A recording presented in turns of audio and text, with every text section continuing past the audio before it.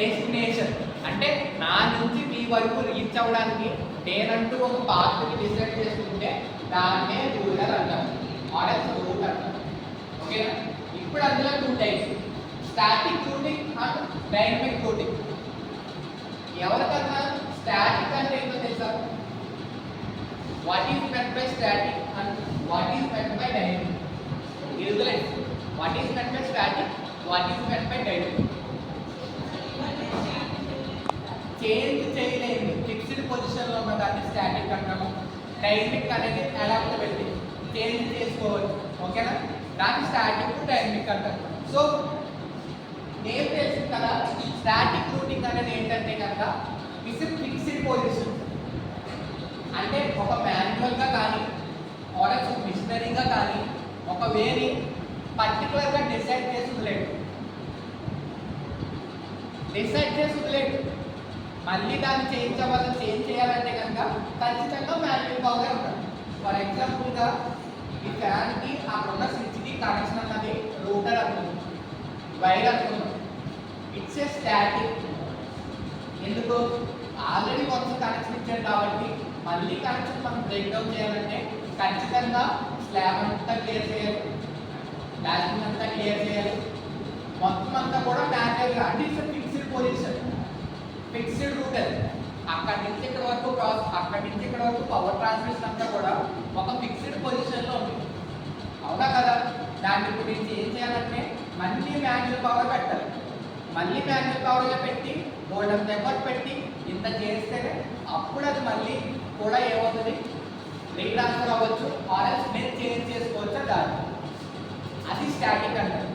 Dynamic వచ్చేసరికి ఏంటంటే కనుక మన యొక్క మోడ్ ఆఫ్ ట్రాన్స్ఫర్ బట్టి, డివైజెస్ బట్టి అండ్ ఇంకొక దాన్ని బట్టి ఏదైనా కానీ నచ్చిన టైం కావచ్చు ఆర్ఎల్స్ వితౌట్ ఏ ఫిజికల్ కాంటాక్ట్స్లో మనం ఆ రూట్ని చేంజ్ చేయగలిగితే, అడాప్టివ్ చేయగలిగితే, ఫస్ట్ది నాన్ అడాప్టివ్, సెకండ్ది అడాప్టివ్. అంటే మన సిచ్యువేషన్ తగ్గట్టుగా ఆర్ఎల్స్ మన యొక్క నెట్వర్క్కి తగ్గట్టుగా, స్పీడ్కి తగ్గట్టుగా, రూటింగ్కి తగ్గట్టుగా, ప్యాకెట్స్కి తగ్గట్టుగా ఎప్పటికప్పుడు మనం చేంజ్ చేసుకోగలిగితే దాన్ని డైనమిక్ రూటింగ్ అంటాం అన్నమాట.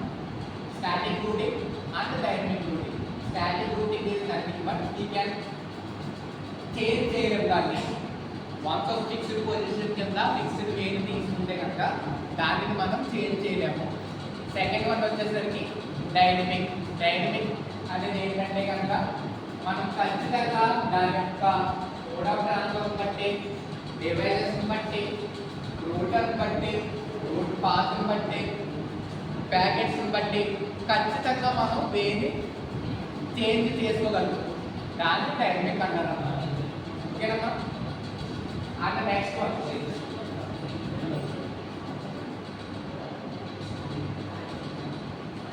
కండెన్సర్. కండెన్సర్ అంటే ఏంటి? క్లాస్ పరంగా పక్కన పెట్టండి. What is meant by condenser? అసలు అంటే ఏంటి? ఎవరికైనా తెలుసా?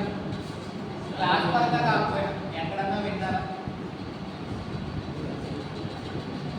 కండెన్సర్ అంటే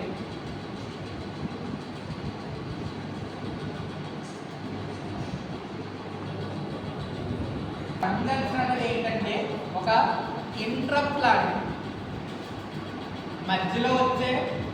మధ్యలో యాక్ట్ చేసే లాంటిది, ఇంటరప్ట్ లాంటిది, ఆర్ఎల్స్ ఒక పొల్యూషన్ లాంటిది, ఆర్ఎల్స్ ఒక ట్రాఫిక్ లాంటిది, ఆర్ఎల్స్ ఒక ప్రాబ్లం లాంటిది. కండెన్సర్ అన్నది నెట్వర్క్ లేయర్కి సంబంధించి ఏంటి? సో కండెన్సర్ అన్నది నెట్వర్క్ లేయర్ పరంగా ఏంటంటే కనుక నెట్వర్క్ లేయర్ అన్నది ఓవరాల్గా ప్యాకెట్స్ మీద డిపెండ్ అయ్యింది. అవునా?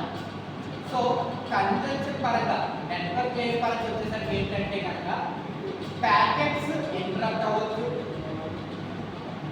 రూటింగ్ పాత్లో ఎటువంటి డిస్ట్రాక్షన్స్ అన్న రావచ్చు. అంటే ఉన్న ప్రాసెస్లో ఏదన్నా ఇంటరప్ట్ కానీ, ఏదన్నా ప్రాబ్లం కానీ, ఏదన్నా పొల్యూషన్ కానీ ఏమి జరిగినా యాక్చువల్ ప్రాసెస్ కన్నా డిఫరెంట్గా ఏమైనా జరుగుతుంటే దాన్ని కండెన్సర్ అంటారు.